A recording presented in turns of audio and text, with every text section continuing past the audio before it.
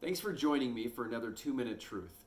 We've been looking at the armor of God in Ephesians chapter 6. We've looked at girding your loins with truth. We've looked at putting on the breastplate of righteousness and shodding your feet with the preparation of the gospel of peace.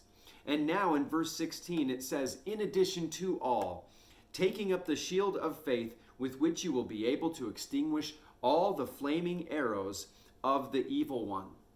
The shield of faith. I want to share with you a couple things about shields in biblical times. Now, here's the thing. A single soldier with a single shield really wasn't all that well protected.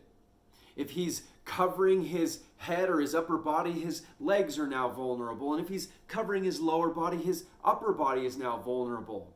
He's vulnerable from attack from the sides and from the back.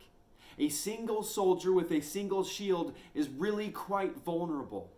He has some protection, yes, but he's still very vulnerable to attack.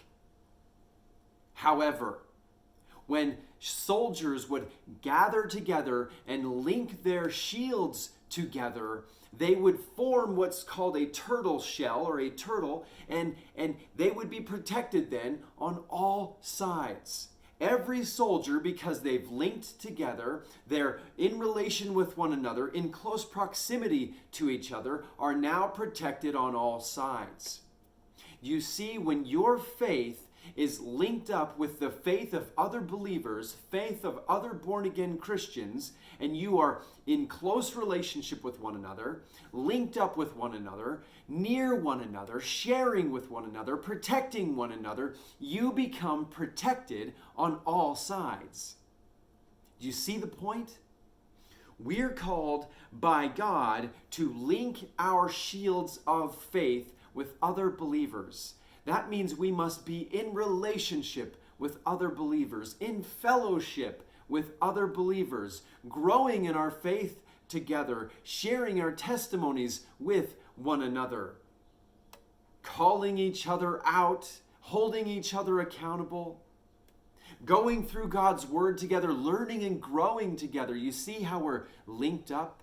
How we then are protected on all sides. We're called by God to take up the shield of faith with which we will be able to extinguish all the fiery darts of the evil one. I pray that today you would take up your shield of faith and link up with other believers that you might be well protected. And God bless your day.